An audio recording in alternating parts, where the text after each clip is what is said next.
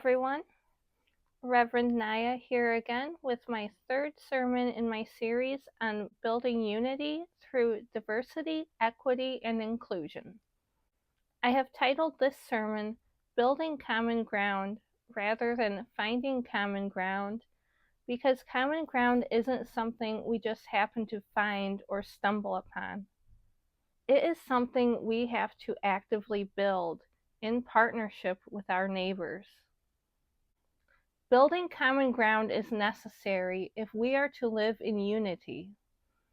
We need to work together to understand one another and to build real relationships with our neighbors, relationships built on understanding and reciprocity.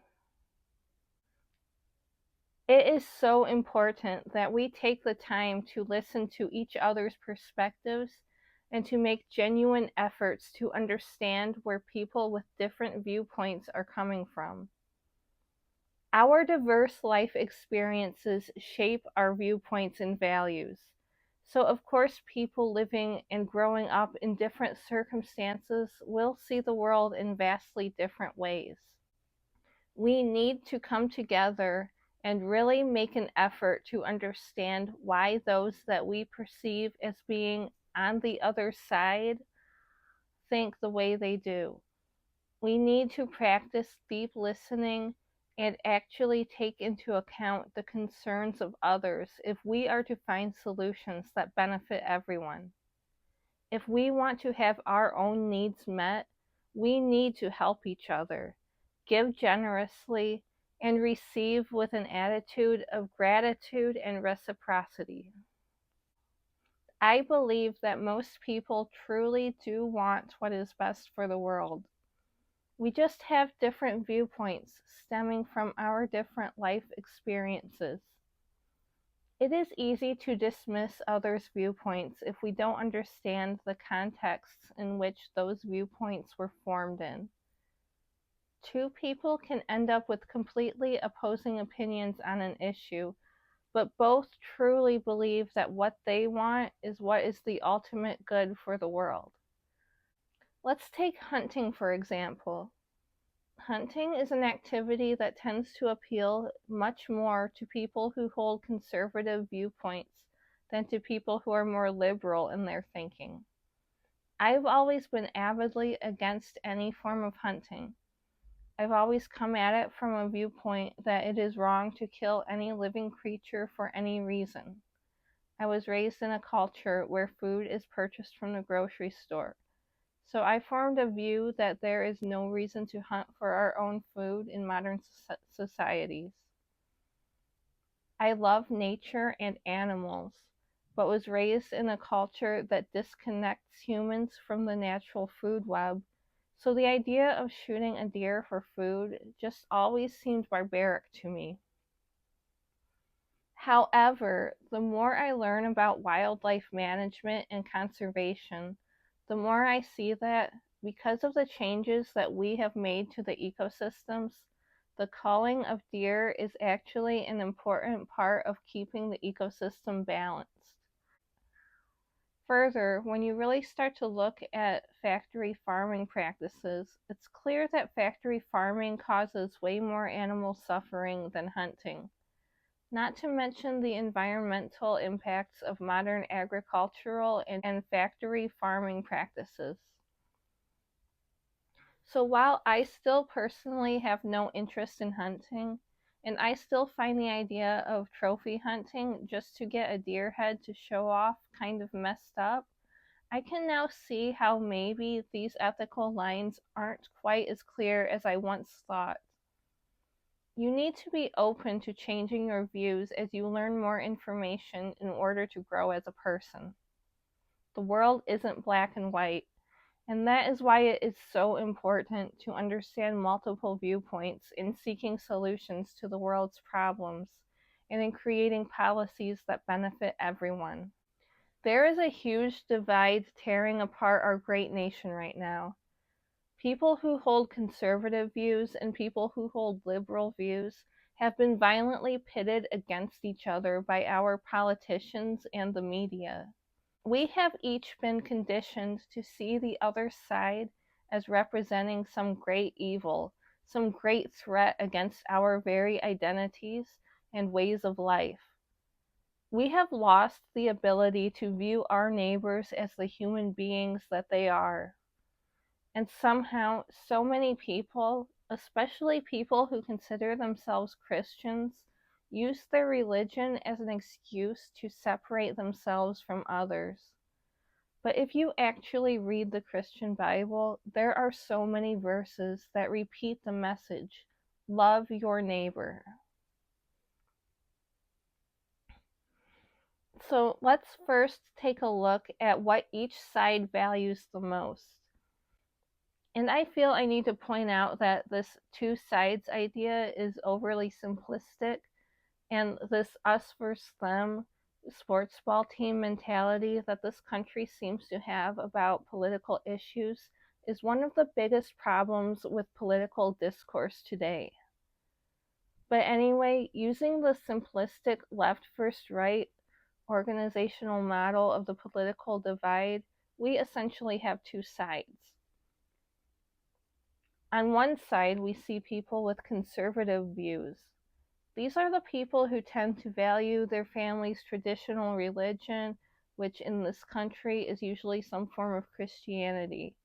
They see other belief systems gaining popularity and people from other countries with different cultural customs that they are unfamiliar with coming in and gaining visibility. And because they don't really understand these other beliefs or customs, and because they've heard messaging their entire lives telling them that their own beliefs and their way of living is the only correct way of believing and the only correct way of living, they are met with an instinctual fear response. This is an entirely normal first reaction to something we don't understand. Our ancestors were more likely to survive a run-in with a strange animal if they hid or ran away rather than trying to make friends with it. However, we have to understand that we are all the same species. We are all human beings. We are all part of the same community. The fear of different types of people is easily overcome by actually interacting with and getting to know people you don't understand. When you actually take the time to get to know other people, you will see that their core values, needs, and desires are very similar to yours. Everyone just wants their family to be safe, to feel connection and belonging, and to have their physical, emotional, and spiritual needs fulfilled. On the other side, we have people who describe themselves as more liberal. Many people on the liberal side of the political spectrum come from marginalized communities. Many people born in more conservative families who don't conform to what is considered normal and therefore safe by people with more conservative views often turn toward more liberal communities for a sense of belonging and safety after being rejected by their communities of origin for just being who they are. This includes many LGBTQIA+ individuals. And because of the treatment we have received from many of the more conservative aligned people, we tend to see them as a threat, which makes it difficult to truly see them as people, the same way they see us as a threat to their ways of being because they don't understand us. But you do have to understand left-leaning people feel threatened by right-leaning people because conservatives have shown that they are an actual physical threat to us, whereas conservatives fear liberals for a perceived threat to their cultural ideas. Liberals fear conservatives because certain conservative groups literally promote violence against us. But at the end of the day, we all really want the same things. We all want to feel safety, love, and belonging within our communities. We all want to see our customs and cultures preserved. We all want to live a life of dignity and respect and to have our basic needs met. We all want to live our lives authentically, whatever that means to each of us. I believe if we really took the time to understand people we view as different from ourselves, we would realize that we all really have similar goals underneath, and we are all valuable human beings, worthy of respect, dignity, and happiness. We need to get to know each other, talk to each other, actually communicate. We need to practice deep listening. This means actually listening to what the other person is saying and what they mean, being fully present and suspending judgment to fully understand their experiences and their point of view. Too often, we only listen to respond. We don't take in what the other person is saying. We are just waiting for our turn to hear ourselves talk. Instead of really trying to understand where the other person is coming from, we listen just enough to respond or just enough to twist their words into what we want them to mean, with no regard for what they are actually trying to convey. So I had someone leave a comment on my last sermon video asking if I thought people should reap the rewards of their labor, if I'm against taxation, and if I think people should just help others from the goodness of their hearts.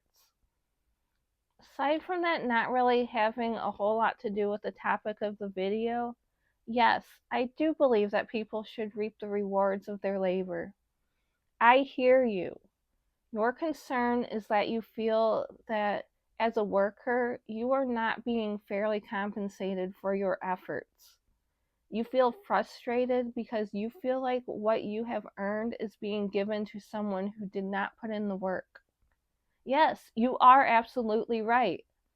But it's not the poor people who rely on social safety nets that are taking advantage of you. It's the people at the top who are getting rich off of your labor. No one should be working full-time and still struggling to survive. And people who are unable to work should also be taken care of and not have to struggle to survive. Both of those statements are true. Billionaires who hoard wealth and take advantage of their laborers, however, should not be the ones reaping the rewards of our hard work. It's the same thing with taxes. I believe that our taxes should be going toward actually taking care of our country's citizens. They should be spent on education, healthcare, infrastructure. It should not be siphoned into the pockets of greedy billionaires. The point of taxes is supposed to be to keep our country running and to take care of the people. The role of the government is to take care of the people so that the people can continue to take care of the country. And yes, absolutely yes, people should be helping other people from the goodness of their hearts. I don't understand why that would be a controversial statement.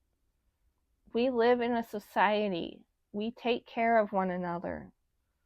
This is the number one thing that separates us from other animals. For society to work, we need to have compassion for other beings.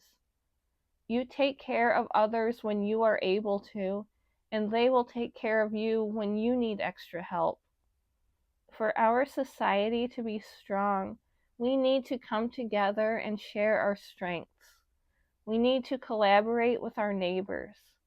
We need to give generously and receive graciously in the spirit of compassion and reciprocity.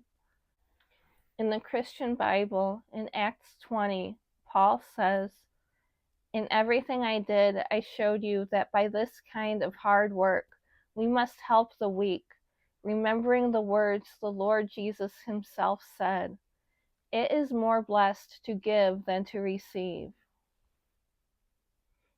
Also, in the book of Luke, Jesus says, "Do not judge others and you will not be judged.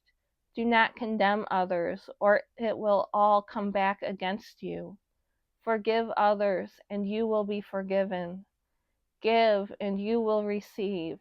Your gift will return to you in full, pressed down, shaken together to make room for more, running over and poured into your lap. The amount you give will determine the amount you get back. We need to come together and build common ground if we want any chance of making this country great. We can unite as a nation, but only if we embrace our diversity and learn to celebrate our different experiences and viewpoints through deep listening.